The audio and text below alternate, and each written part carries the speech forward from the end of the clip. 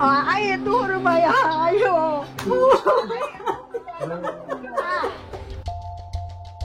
ঢাকার মিরপুরের একটি বস্তিতে কয়েক মাস ধরে এক রহস্যময় বৃদ্ধা, নাম সকিনা বেগম, বয়স ৬৫ বছর, কিন্তু কথা বলছিলেন ভিনদেশি এক অচেনা ভাষায়। আশপাশের মানুষও হতবাক, কেউ জানতো না তিনি কে, কোথা থেকে এসেছেন। এ ঘটনায় স্থানীয়দের মধ্যে প্রশ্নের ভিড় সৃষ্টি হয়।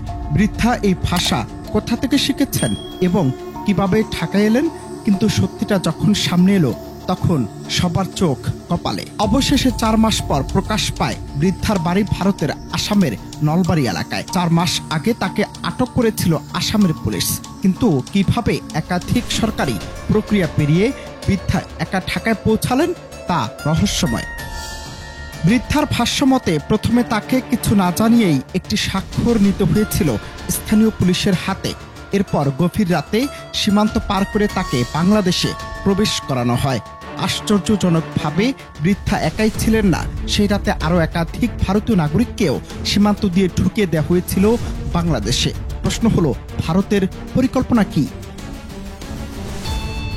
২৫ সেপ্টেম্বর আন্তর্জাতিক সংবাদ মাধ্যম বিবিসি এই হৃদয় বিতারক ঘটনা সম্পর্কে বিস্তারিত প্রতিবেদন প্রকাশ করে। প্রতিবেদনে উঠে আসে বৃদ্ধার ভেতরের ভীতি, সীমান্ত পার হওয়ার অদ্ভুত ঘটনা এবং তার সঙ্গে ঘটিত অন্য ভারতীয় নাগরিকদের অবস্থা। বিষয়টি বাংলাদেশের নিরাপত্তা এবং সীমান্ত ব্যবস্থাপনাকে নিয়েও প্রশ্ন তুলেছে।